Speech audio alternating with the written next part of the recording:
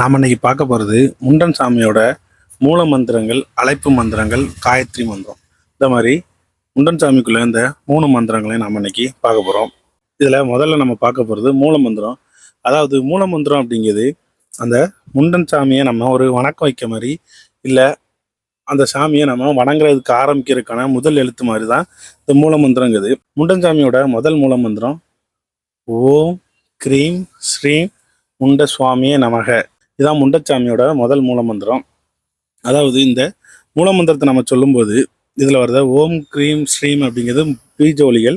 அடுத்து அந்த முண்டசாமி நமக அப்படிங்கிறது அந்த முண்டசாமிக்கு நம்ம ஒரு வணக்கம் வைக்க மாதிரி தான் இந்த மூலமந்திரங்கள் வரும். அடுத்தல முண்டன் சாமியோட அழைப்பு மந்திரம். அதாவது இந்த அழைப்பு மந்திரம் அப்படிங்கிறது அந்த சாமியை நம்மளோட கஷ்டங்களோ நம்மளோட பிரச்சனைகளை தீர்க்கிறதுக்கோ, இல்லை அந்த சாமியோட நமக்கு பாதுகாப்பு தேவை அப்படிங்கிற நேரத்தில் அந்த மாதிரி அழைப்பு மந்திரங்கள் சொல்லி அந்த சாமியை வழிபடலாம். அந்த மாதிரி முண்டன் சாமியோட அழைப்பு மந்திரத்தை நாம் இப்போ பார்க்க போகிறோம்.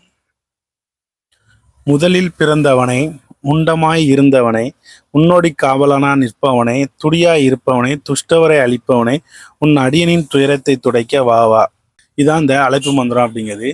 இதே நீங்கள் உங்களுக்கு தேவைப்படும் போது, உங்களுக்கு பிரச்சனை வரும்போது, இல்லை உங்களுக்கு ஒரு பயம் இருக்கும்போது, அந்த மாதிரி நேரத்தில், இல்லை இந்த தெய்வம் உங்களுக்கு காவலுக்கு வரணும் அப்படின்னு நீங்கள் நினச்சிங்கன்னா, அந்த மாதிரி நேரங்களில் நீங்கள் இந்த மந்திரத்தை பயன்படுத்தும் போது உங்களுக்கு முண்டன் சாமி துணையாகவும் காவலாகவும் வந்து நிற்பார். அடுத்தால நம்ம முண்டன் சாமியோட காயத்ரி மந்திரத்தை பார்க்க போகிறோம். பொதுவாக முண்டன் சாமிக்கும் சொடலைமடனுக்கும் 2 சாமியும் ஒரே சாமி தான். பெயர்களால் வேற வேற இருந்தாலும் 2 பேருமே உருவங்களாலையும் பிறப்புகள்லையும் 2 தெய்வங்களும் ஒரே தெய்வங்கள் தான்.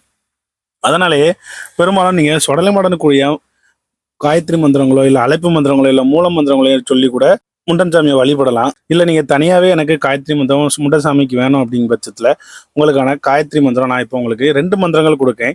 இதில் நாம் முதல்ல பார்க்க போகிற மந்திரம் அப்படிங்கிறது அது சொடலை மாடனுக்குள்ள காயத்ரி மந்திரம் தான். அதை நான் இப்போ உங்களுக்கு முண்டன் சாமிக்குள்ள காயத்ரி மந்திரம் மாதிரி வச்சுருக்கேன். அதை நீங்கள் இப்போ பாருங்க. ஓம் முண்டசாமியே வித்மகே கர்ம சண்டாய தீமகே தன்னோ முண்டன் பிரசோதயாத். இந்த மந்திரத்தை நம்ம ஏற்கனவே சொடலை மாடனோட மந்திரத்தில் நம்ம இதை பார்த்துருப்போம். அதே மாதிரி இது முண்டன் சாமிக்கும் இந்த மந்திரம் தான்.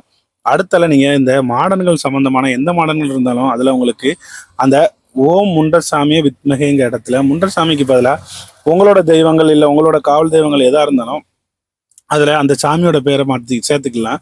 அப்படி நீங்கள் சேர்த்து சொல்லும்போது அது அந்த தெய்வத்துக்குள்ள மந்திரமாயிரும். ஏன்னா இந்த 3 லைனுக்குள்ள அர்த்தம் உங்களுக்கு தெரிஞ்சுன்னா அதை நீங்கள் உங்களோட தெய்வங்களுக்கு ஏற்றாப்புல நீங்கள் மாற்றிக்கலாம்.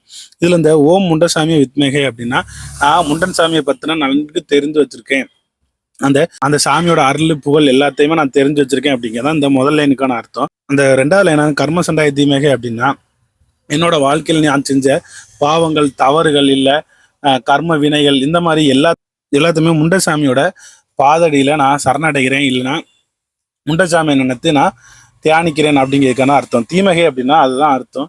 தீமகை அப்படின்னாலே சரணடைததும், இல்லை அவர் அந்த தெய்வத்தை நினைச்சு நம்ம தியானம் பண்றது, அந்த மாதிரி தான் அதுக்கான அர்த்தம். அடுத்தால தன்னோ முண்ட பிரசோதயாத்னா இதுல நம்மளை என்ன நீ சரியான முறையில வழி நடத்து அப்படிங்கிறதுக்கான தான் அர்த்தம்.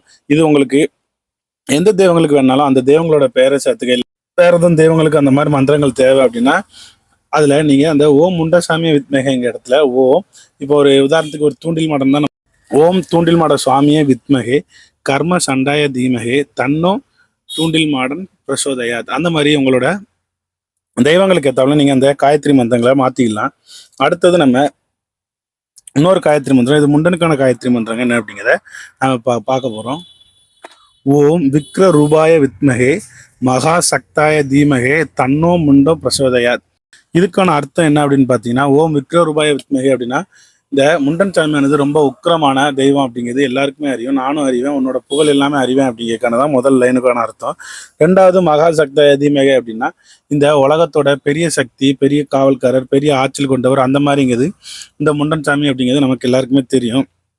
அடுத்தது இந்த தன்னோ முண்ட பிரசோதயத்தினா என்னை நல்ல முறையில் வழி நடத்தும் முண்டன் சாமி அப்படிங்கிற மாதிரி தான் இதுக்கான அர்த்தம்.